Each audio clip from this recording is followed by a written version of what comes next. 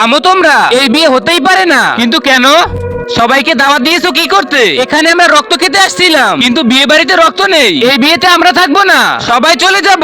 আরে না না, তোমরা চলে যেও না, আমি তোমাদের জন্য রক্ত নিয়ে আসতেছি, তাড়াতাড়ি যাও। রিকশাওয়ালা ভাই, আরে ওই ভাই, আমাকে একটা সাহায্য করো না প্লিজ।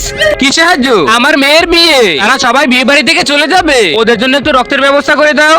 আরে আমি কোথায় পাবো? যেভাবেই হোক তুমি একটু করো প্লিজ। তুই এখানেই দাঁড়াবি, আমি দেখতেছি।